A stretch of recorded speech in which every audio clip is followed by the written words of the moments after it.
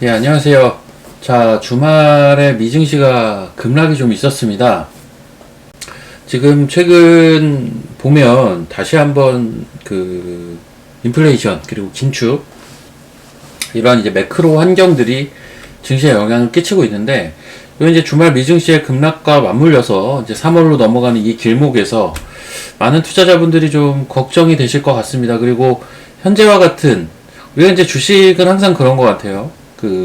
해외 시장, 그리고 국내 시장, 그리고 여러 가지 지속적으로 발표되는 경제 지표나 이슈들, 여기에 맞춰서 나타나는 시장의 수급, 이런 것들을 이제 종합적으로 보고 이제 어떤 예측이라는 걸 할 수밖에 없거든요. 예측이라는 걸 하고 그 예측이 맞게 되면 그대로 나의 전략을 끌고 가면 되는 것이고, 예측이 이제 맞지 않으면 소위 이제 대응이라는 것들을 해야 되지 않습니까?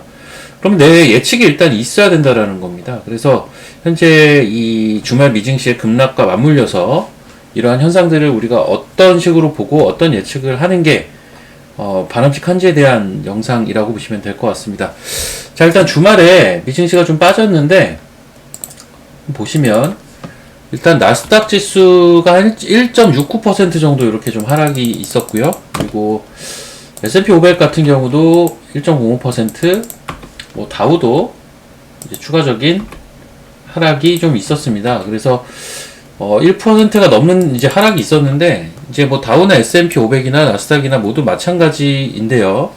기본적으로는 이제 잠시만요. 요게 이제 다운데요. 지금 지속적인 좀 하락이 나타나고 있습니다. 지속적인 지금 하락이 최근 들어서 나타나고 있고요. 나스닥으로 보셔도요. 예. 최근 들어서 이제 계속 하락이 나오고 있습니다. 그러다 보니까 이제 앞선에서는 요게 이제 1월 달에 강하게 상승을 치고 올라오다가 2월 달 들어서는 어떻습니까? 여기가 이제 2월 달 시작인데요. 2월 달 들어서는 사실상 고점은 낮아지고 있고요. 예. 근데 잘 보시면 약간 요런 형태의 채널로 좀 움직이고 있는 게 보이실 거예요. 이런 채널로 지금 움직이고 있고, 지금 하단을 계속 이탈을 하려는 그런 움직임들이 좀 나오고 있습니다. 지금 이러한 움직임이 미국 시장만 이런 게 아니라 우리 시장도 똑같습니다. 네. 실제적으로 이제 우리 시장을 봐도요. 요게 이제 코스피 시장인데요. 코스피 시장이 요게 이제 2월달 시작이고요. 보시면 요 정도로 이제 고점이 이렇게 낮아지고 있습니다. 낮아지고 있고, 채널도 이 저점에 대한 채널도 조금씩 이렇게 낮아지고 있는 상태예요. 그래서 뭐 이런 형태로 움직이고 있거든요. 지금 일단 주말에 미증시가 급락을 했기 때문에 또 한 번의 레벨 다운이 되면서 이 채널의 하단부터 아마 시작이 될 가능성이 높은 그런 상황입니다. 코스닥도 사실 크게 다를 바가 없고, 오히려 코스닥은요, 요게 2월달 시작인데요. 어떻습니까? 코스피 같은 경우는 이런 식으로 채널을 형성을 하면서 이렇게 내려오고 약한 하락 형태의 박스 형태를 보여주고 있다면, 코스닥은 반대입니다. 코스닥은 오히려 2월 초 대비해서 올라 있어요. 아직도.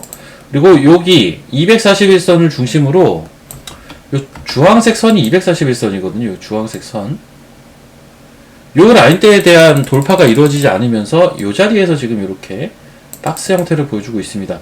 물론 이제 미증시의 하락 때문에 이제 당장 어떻습니까? 2월 27일인가요? 예, 2월 27일 월요일 증시부터 좀 하락을 하면서 출발을 하겠죠. 그래서 미증시가 왜 빠졌는지, 그리고 이 하락이 어떤 형태로 진행이 될지를 한번 예측을 해보려고 해요. 자, 우선 미증시에 뭐 여러 가지 하락 원인이 있겠는데요. 그리고 요 부분을 좀 짚고 넘어가야겠죠. 코스피와 코스닥의 괴리가 좀 있는 상태입니다. 그 이유를 알아야겠는데, 이유는 뭐 시가총액 상위 종목들의 움직임 차이인데, 코스닥 시가총액 상위 종목들 2차 전지, 양극재 쪽이 좀 많고요. 자, 그리고 또 뭐가 있습니까? 바이오가 좀 있죠. 엔터도 있고 게임도 있습니다. 자, 요런 게 이제 코스닥 시가총액 상위 단을 이루어내고 있는 그런 섹터들인데, 아시다시피 2차전지 양극재 에코프로, BM, LNF 초강세의 모습을 2월달에 보여왔고요. 바이오, 뭐 HLB가 대표적이었던 것 같은데 단기적인 급등이 좀 있었고요. 엔터, 뭐 지속적으로 강세를 좀 보여주고 있고요. 게임주에서는 위메이드가 좀 강했습니다. 2월달에. 이런 시가총액 상위 종목들의 급등세들이 좀 있었기 때문에 상대적으로 코스피보다는 코스닥이, 코스피는 2월달에 이런 형태로 내려오고 있거든요. 이런 형태로 내려오고 있는데 코스닥은 어때요? 2월달에 오히려 이렇게 올라가다가 최근 들어서 이렇게 박스를 만들어내고 있는 이런 정도의 모습입니다. 그래서 이 코스피와 코스닥의 괴리 차이는 이런 섹터들의 움직임 때문에 좀 나타나 있는 현상이다. 이렇게 이해를 하시면 좋겠고요. 자, 이제 주말에 미증시에서 우리가 빼놓지 말고 봐야 될 것은 요겁니다. 요게 이제 CME 패드워치라고 하는 겁니다. CME 패드워치인데, 금리 인상 확률이죠. 여기에 보시면, 미팅 데이시라고 해서, 2023 이렇게 돼 있을 겁니다. 2023년 3월 22일이라고 돼 있는 거예요. 미팅 인포메이션이라고 해서, 23년 3월 22일, 자, 다음에 돌아올 이제 한 달 조금 안 남았는데요. FOMC 때 어느 정도로 금리를 인상을 할지에 대한 겁니다. 여기 4.75부터 5% 확률이 73%. 요게 우리가 지금 흔히 얘기하는 베이비 스텝에 대한 이야기고요. 그 옆에 보면 5%에서 5.25%, 요게 27%죠? 요게 이제 소위 말하는 빅 스텝. 둘 다 B네요. 얘는 빅 스텝. 이고요. 요 지금 확률이 더 높은 거는 지금 베이비 스텝에 대한 이야기입니다. 아직은 베이비 스텝 확률이 그래도 많이 높습니다. 하지만 이제 주말에 미증시 하락 원인 중에 대표적이었던 게 PC라는 지표 발표가 있었어요. PCE. 요 PCE 지표 발표가 굉장히 큰 역할을 했는데요. 실제적으로 보시면 1월달 개인소득 0.6% 상승이 나왔고요. 예상치는 1.0% 상승이었습니다. 그리고 1월 개인 지출 1.8% 상승이 나왔고요. 예상치는 1.3% 상승이었습니다. 그리고 이를 망라한 1월 근원 PC 물가지수, 요게 이제 전년비라고 보시면 되는데요. 4.7% 상승했는데 예상치가요 4.3% 상승이었고요. 그럼 전월은 어땠느냐? 이전 수치는 4.4%였습니다. 자, 그러면 소득은 생각보다 적었는데 지출은 생각보다 많았고 PC 물가지수는 예상치를 상회했습니다. 당연히 이전치도 상회했고요. 사실 예상치는 이전치보다는 소폭 감소였는데 오히려 증가하는 그런 모습이 나왔습니다. 그렇기 때문에 이건 굉장히 불안한 지표라고 볼 수가 있겠고, 이제 긴축이 조금 더 이어질 수 있다라는 지표라고 보시면 됩니다. 이런 지표들 때문에 지금 베이비 스텝 확률이 그래도 73% 높지만 원래는 거의 뭐 압도적으로 99%의 베이비 스텝 확률이었다라는 걸, 요것을 좀 감안해야 될 것 같아요. 그리고 오히려 이번 지표 발표가 다음번에 영향을 좀 주게 될 것 같은데요. 여기 보시면 3.5.2023, 요게 2023년 5월 3일에 대한 이야기입니다. 이제 3월 말에 FOMC가 있고 나면 5월 초에 또 FOMC가 있거든요. 요때 지금 확률이 제일 높은 건 어떻습니까? 5%에서 5.25% 확률이 현재 제일 높습니다. 요거는 3월 달에도 베이비 스텝을 가고 5월 달에도 베이비 스텝을 갔을 때 나오는 금리 수치입니다. 여전히 이제 베이비를 보는 확률이 제일 높기는 해요. 69.3%니까요. 그런데 베이비 다음에 빅 스텝을 보는 확률도 만만치가 않습니다. 29.3%나 돼요. 5.25에서 5.50이죠. 당장 5월 초에 있는 FOMC에서 5.25에서 5.50을 하는 확률이 그래도 꽤 높은 상태라는 거죠. 더 위의 확률도 아주 소수지만 있습니다. 네. 이건 뭐죠? 빅스텝을 갈 확률이란 거예요. 뭐 굉장히 낮은 확률이긴 하지만 긴축에 대한 우려가 좀 있다는 거죠. 그러면 한번 그 다음 걸 한번 볼게요. 자, 23년 6월 14일 건데요. 어떻습니까? 5.25에서 5.50이 제일 높습니다. 이 말은 뭐냐면 지금 금리 타겟팅하는 포인트가 5.5일 가능성을 현재 시장은 제일 높게 보고 있는 상황입니다. 그 다음 거를 봐도 마찬가지입니다. 7월달 거를 봐도요. 5.25에서 5.50 확률이 제일 높습니다. 물론 그 위 확률도 꽤 높아요. 5.5에서 5.75 이 확률까지, 심지어는 많진 않지만 5.75에서 6%까지 보는 확률도 거의 7%나 올라와 있는 상태입니다. 이런 것들이 최근에 이제 지표 발표 때문에 한 달 전만 해도 여기 확률이 거의 없었습니다. 근데 이런 것들이 이제 확률이 생겨 있다라는 거죠. 그래서 이 지표 발표가 뜻하는 건 어떻게 보시면 되냐면요. 당장 3월 말 FOMC에서 대비를 밟지 않고 빅스텝 할 확률이 올라온 것도 있지만 여전히 베이비 확률이 높고요. 요것보다는 오히려 5월, 6월, 7월 향후 예상치를 보자면 이게 이제 얼마 전 그 몇 달 전에 나왔던 얘기죠. 하이어 for 롱거라고 해서 자, 영어치기가 어렵네요. 하이어 for 롱거라고 해서 높은 금리를 좀 오래 지속할 가능성이 높다라는 의견들, 요 확률이 점점 올라가고 있는 게 현실입니다. 그래서 이게 다른 거죠. 예전에는 보면 베이비 스텝을 할 거냐, 빅 스텝을 할 거냐, 뭐 이런 빅 스텝을 넘어서서 그러한 큰 폭의 금리 인상을 단기적으로 진행을 할 건지가 포커싱이 됐던 거라면, 지금은 요 하이어 for 롱거, 그리고 지금 CME 패드워치에도 나오듯이 5월, 6월, 7월 그 이후까지 높은 금리가 유지될 가능성이 지금 꽤 높아지고 있습니다. 요게 지금 시장에서 굉장히 부담감으로 작용이 되는 겁니다. 요게 지속이 되면 리세션이 올 수밖에 없는 거거든요. 그래서 여기에 이제 시장은 부담감을 좀 느끼고 있는데, 요 부분은 어쨌든 이런 부담감을 느끼게 된 이유는 뭐죠? 결국은 뭐 PC라든지 기존에 나왔던 지표들, 뭐 제조업 지표라든지 내지는 뭐 CPI라든지, CPI가 가장 핵심이죠.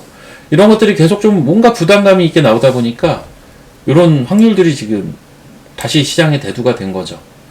결론적으로 이제 이러한 부분들은 계속 우리가 추적은 해봐야겠지만, 핵심은 뭐냐면요. 핵심은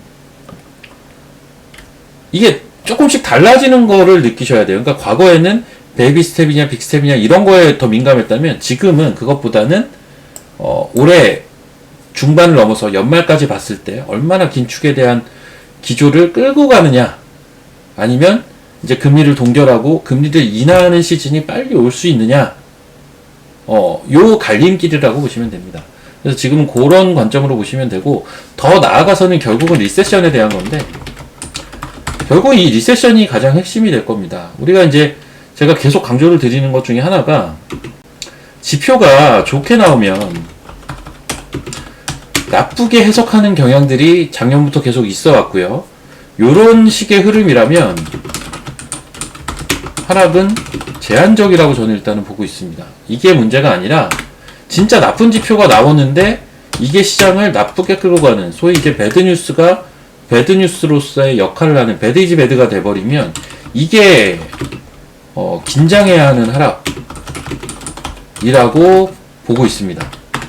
아직은 이 윗단이죠. 지표가 잘 나오니까 계속 긴축 걱정을 하는 거고, 하이어 포 롱거가 되는 것을 걱정하는 거 아니겠습니까? 그래서 아직은 저는 좀 제한적이라고는 봅니다. 자, 이제 이런 어떤 매크로 지수 관련돼서 좀 원론적인 얘기, CME 패드워치에 관련된 이야기들 좀 했다면, 이제 내부적인 얘기를 좀 할게요.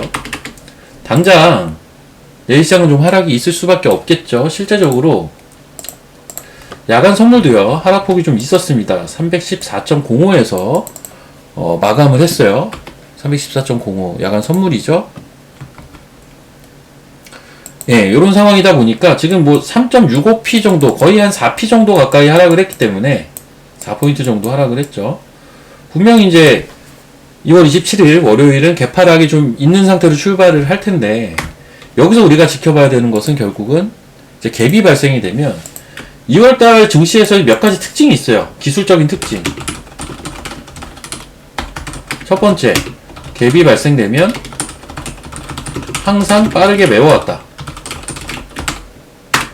자, 두 번째, 이건 기술적인 특징이니까요. 그냥 특징이라고 할게요. 기술적인 특징이 아니라 여러가지 그냥 특징들을 좀 나열을 해보자면, 갭은 빠르게 메워왔어요. 지금까지 단 한 차례의 갭도 남겨두질 않았습니다. 그리고 외국인은 콜과 풋을 동시에 매도해왔다. 즉 양매도를 해왔다는 거죠. 그리고 요거는 횡보장에 어울리는 전략이었다는 거죠. 실제 그러면서 횡보장이 이루어진 겁니다. 코스닥이 조금 더 우상향을 했고 코스피는 우하향을 했던 횡보장이라는 거죠. 자, 세 번째. 사실 이번 2월 증시 보면 그 주식보다는 선물로 핸들링하는 경향이 강했습니다. 이 역시도 사실 비추세장에서 나타나는 특징 중에 하나입니다. 요거 좀 이제 도표로 좀 설명을 드리면, 자, 요게 이제 2월 1일부터 외국인들의 이제 주식에 대한 거예요. 지금 보시면 주식을 뭐 사죠. 2월 중순까지는 전반적으로 주식을 그래도 많이 삽니다.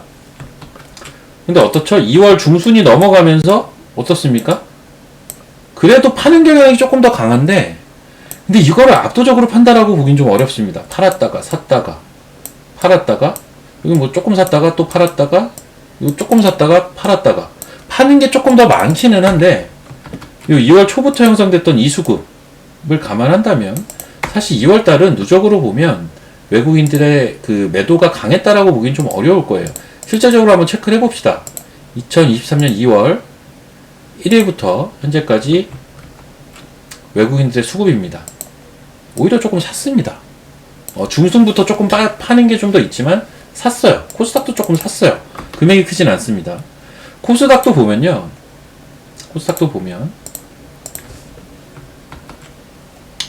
2월 초부터는 전반적으로 주식을 샀어요. 파는 날도 이렇게 하루 이틀 정도 있었지만, 근데 2월 중순이 넘어가니까 이때부터는 어떻죠? 파는 날이 조금 더 많습니다. 특히 최근 조금 파는 날이 더 많았어요. 하지만 2월달 한 달을 보면 그래도 순매수였어요. 이게 특히나 이제 2월 중순 넘어가면서 주식으로 핸들링을 하지 않아요. 지금 외국인들을 보면 철저하게 선물로만 핸들링을 합니다. 선물을 보면요, 계약수로 보시면 될 것 같은데, 여기 보시면 이제 최근의 특징이 뭐 이런 것들이 있어요. 장중에는 물론 되게 크게도 나왔는데, 여기 2월 15일날 좀 많이 팝니다. 요 13, 14 팔다가 15일날 좀 많이 팔아요. 16일날 잔뜩 사죠. 그리고 여기 보시면 요 2월 22일날 좀 많이 팝니다. 요때도 앞에처럼 앞에 이틀 팔다가 요때 좀 많이 팔아요. 다음날 왕창 삽니다. 그쵸? 지금 요때 흐름과 요때 흐름이 똑같은데, 이게 날짜가 똑같은 겁니다. 수요일, 목요일. 여기 2주 동안 비슷한 움직임이 나왔다라는 건데, 요때 주식 수급을 보면 참 특이한 게, 요게 이제 금요일, 잠깐만요. 2월 22일이면 선물. 외국인들이 요 2월 23일, 2월 16일 날 선물을 사면서 지수가 빠질 것 같은 걸 올렸는데, 16일 날, 23일 날. 근데 그때 수급을 보면요, 16일 날 요거 샀습니다. 요거 40억 샀어요. 40억. 주식을 코스피 시장에서 40억을 샀고요. 16일 날. 그리고 요 23일 날 이게 산 거라고 보기도 어렵죠. 1억 9천을 샀습니다. 거의 매수도 매도도 아닌 거예요. 이날 선물을 사서 다 땡긴 날들이거든요. 요 전날은 좀 많이 팔았죠. 근데 요것도 사실 금액이 작습니다. 요것도 금액이 크다고 심지어 볼 수는 없어요. 자, 요건 지금 수장인 것 같고요. 금액으로 볼게요. 자, 16일날 금액과 23일날 요 산 금액 굉장히 작거든요. 63억 9억입니다.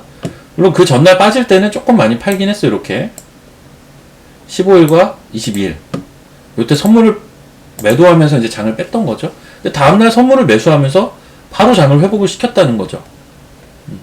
실제적으로 저런 날들에 이제 수급을 한번 볼게요. 그 움직임을 한번 볼게요. 자, 16일. 요때가 이제 장을 엄청 들어 올렸을 텐데, 요때 주식을 산 게 아니라는 거죠. 선물만 샀습니다. 자, 23일. 요때도 장을 이렇게 들어 올렸죠? 전날 좀 위태위태했던 장을. 근데 요때도 주식을 안 삽니다. 선물만 사요. 그리고 그 전날들에 이제 뺐을 때는 이제 양쪽을 다 팝니다. 요 16일 전인 15일날 요때 같은 경우 외국인들이 선물도 팔고 주식도 좀 팔았고요. 일주일 후인 지난주 수요일도 이날 개파락 출발을 해서 외국인들이 주식과 선물을 동시에 매도했습니다. 그렇죠? 그래서 지금 전반적인 수급을 보면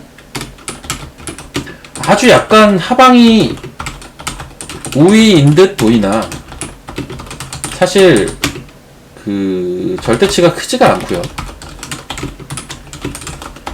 심지어 그마저도 2월 중순 이후에 약간 하방 우위지. 2월 한 달을 놓고 보면 그렇지도 않습니다. 오히려 상승 우위거든요. 약간 상승 우위입니다. 그 말은 수급이 지금 엄청 한쪽 방향을 가리키고 있질 않아요.